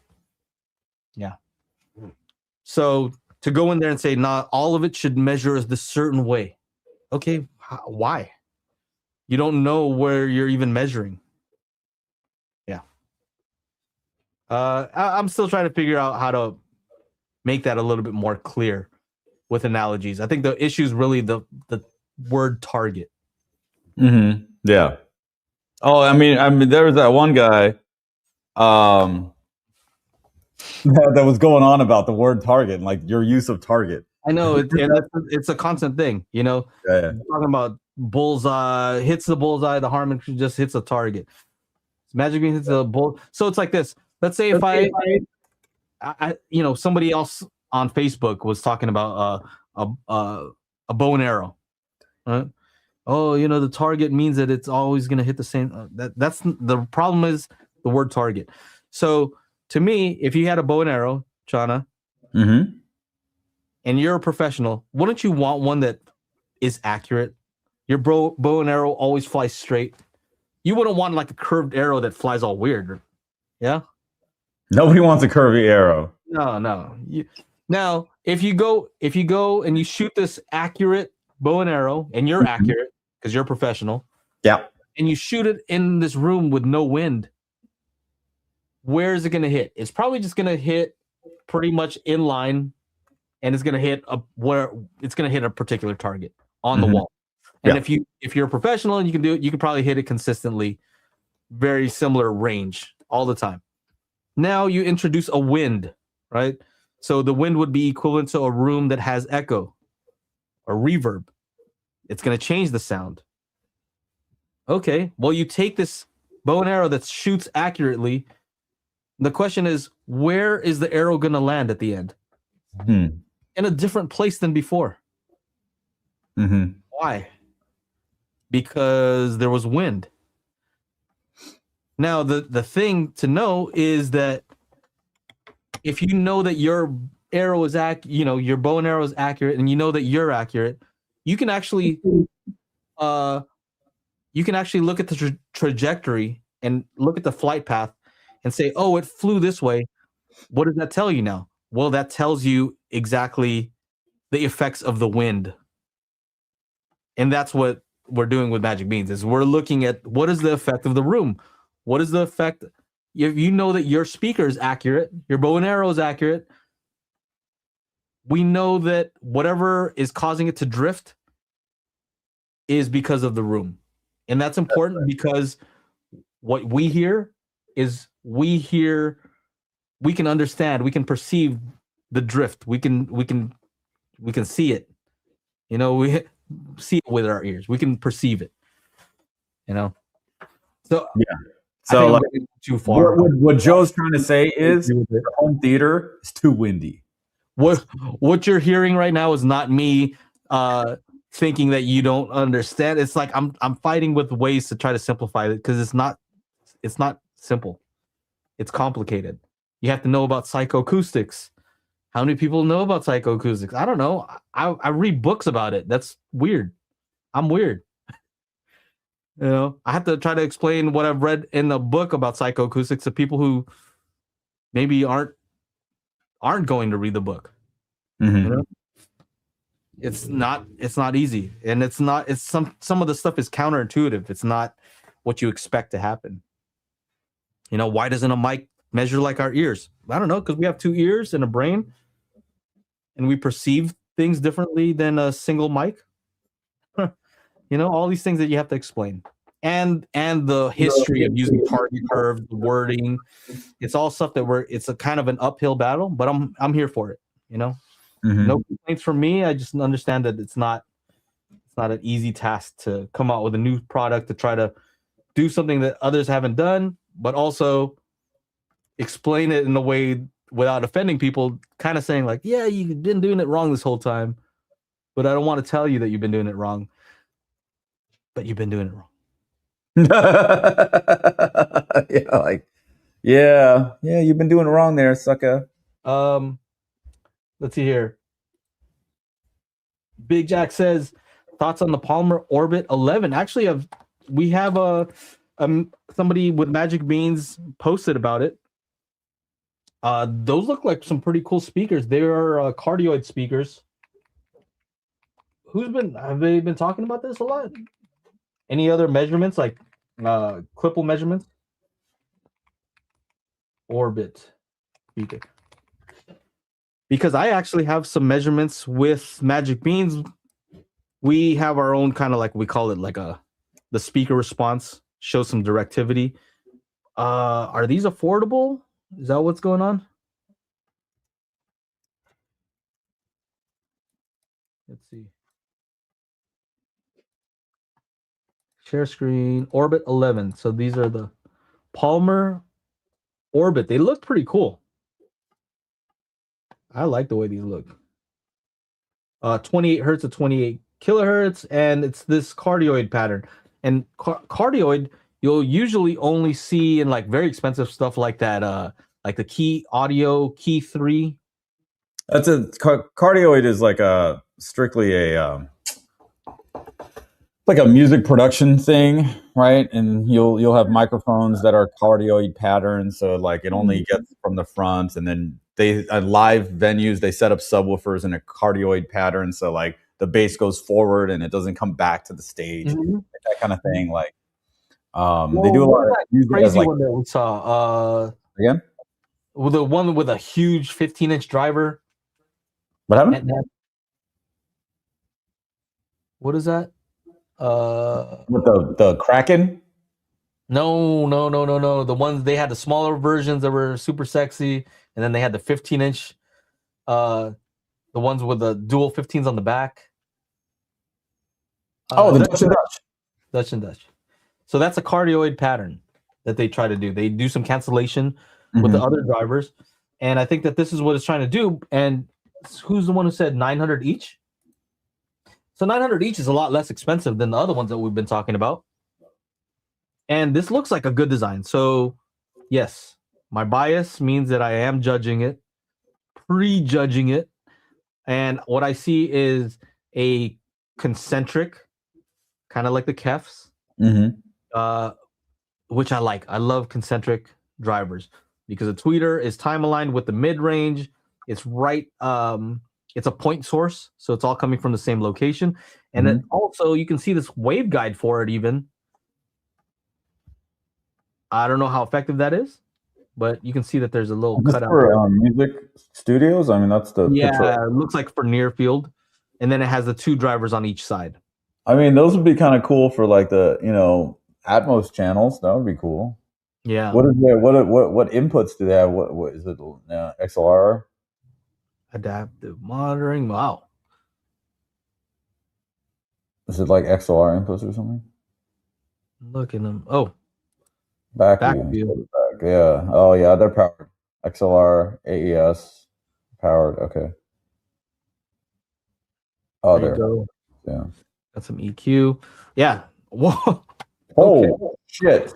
What's a scale? Yeah, 50 dB scale. So so they're using DSP.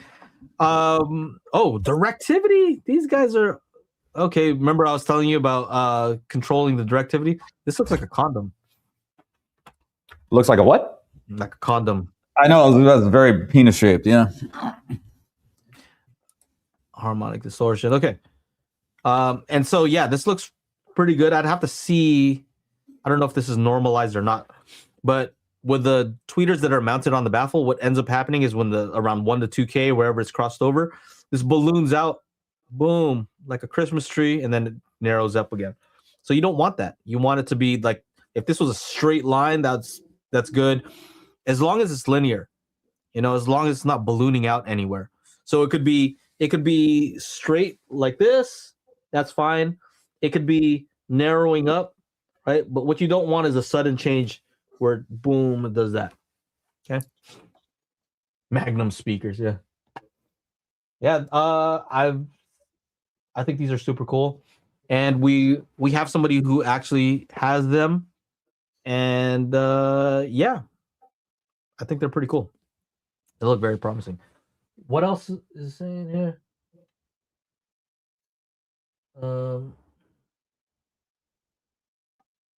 Tim. Did you see my message in the group, bro? I shot a video just for you, bro. Chris Contreras, at the end of the day, he says, at the end of the day, our ears are biased if we like what we hear. And here's the thing. This research has been done.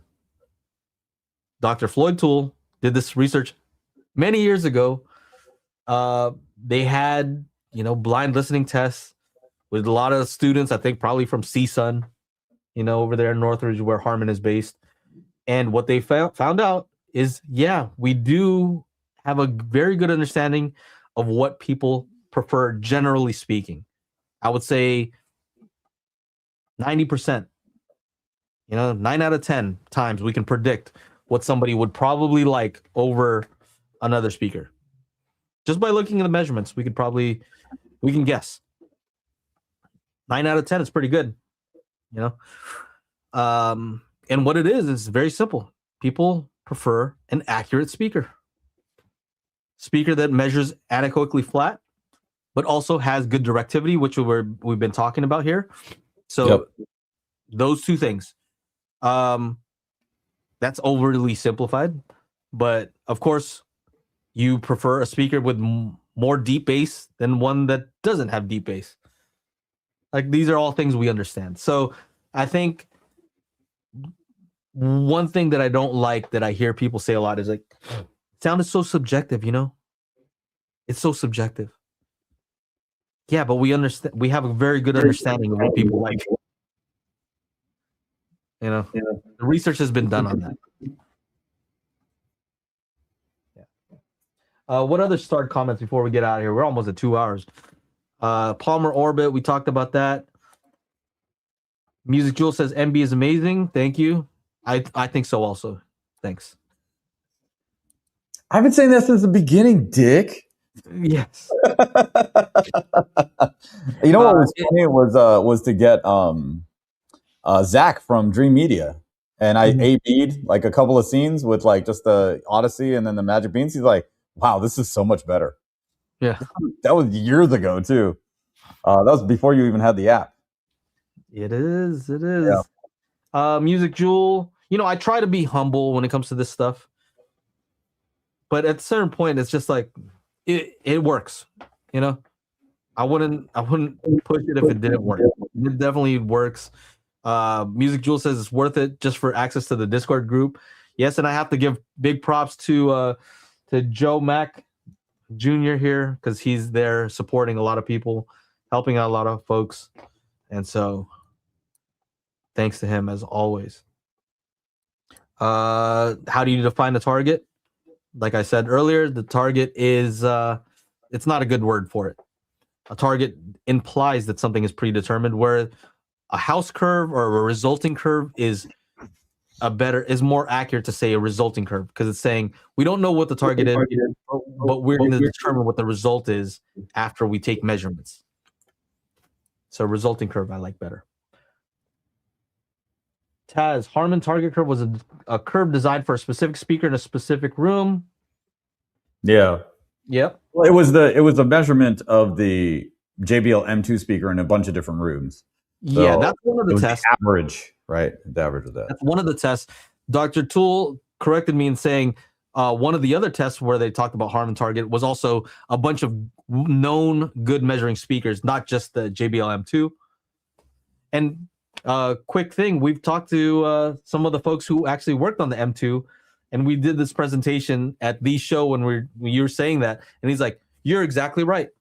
That's correct what you're saying. And this is the guy, one of the guys who worked on this. Another guy who worked on it is our friend Charles Sprinkle, who's now at Cali Audio. And we've shown him Magic Beans at Cali Audio. Yeah, I think he's a believer as well. I don't want to speak for him, but he's said, I'll give you the parameters. If you want to implement it into our speaker, we'll tell you what to do, and you can export to Cali Audio from Magic Beans. So I don't know. I don't want to say that's an endorsement, but I would also like to say that he probably wouldn't take the time if he thought it was complete garbage. Right, exactly. Probably, I don't know. And that's yeah. I think that's safe to say. And then 6 o'clock. All right, like we need to get out of here. I gotta actually. Harman target curve was not a target; it was a result of the experiment. Okay, let's get out of here. Sorry, I got carried away. Dude, see now, look, dude, I got my key light. We got these in the background here. So this looks great, bro. I gotta start using my fancy shit. Fancy shit on these videos. Show these. By default, they forgot to show this. Oh, the thing on the thing. Yeah. Oh well. Thank you guys for hanging out. This is the Daily HiFi podcast. We do this every Tuesday, 4 p.m. Pacific, 7 Eastern. It's hard to be humble when you're always right. Ask me how I know. What do you mean, Slim? You're wrong all the time. Oh, yeah. I gotta start showing off Costa de Silva. I know. Hey, Joe. Did you see like when I had the white towers over here, the sun coming through the window? There was like some sun flare on all the. Oh yeah, dude. Your B-roll's on point now, huh? Yeah, I was just using my camera, and then I was just like, you know what? I know there's a lot of like new home theater YouTube channels. I should just be like, let's show these kids how to do some proper B-roll. Now that I'm bored. Sometimes you got to flex on people, just the way sometimes there's a place to be humble, and you know what you have to take along with it. I realized is if you're going to tell the truth, right? To me, telling the truth is important. Yeah. And sometimes telling the truth is, yeah, Magic Beans really works. Yeah, it does make your system sound better. That is the truth. Right? Yep. And you're gonna make some enemies. People aren't gonna like that confidence. No. Some people, yeah. Take it. Either you're gonna tell the truth and say, hey, actually I am awesome. Okay. What? You're gonna tell the truth and say, yeah, you're awesome, and you're gonna offend some people, or you can be, try to, be humble, try to be like Milton from actually be disingenuous, because I don't feel that way. I do think I'm pretty awesome. I want to listen to music while I call it. You'll be like Milton, Yeah, we're not trying to be like Milton. So yeah, man. Dude, let's get out of here. I love this stuff. We love you guys for hanging out. Make sure to definitely go to crew.dailyhifi.com to join us in the after show and our Facebook Messenger chat. That stuff's awesome. Make sure you to go to Magic Beans. What? There's a question there. Oh yeah, they have a Joe Mac answered it. I saw it already. Go to Magic Beans Audio on Instagram to make sure if you don't have Magic Beans to show, know when the sales are going up. We have to do a sale for March, bro. We need to get on that.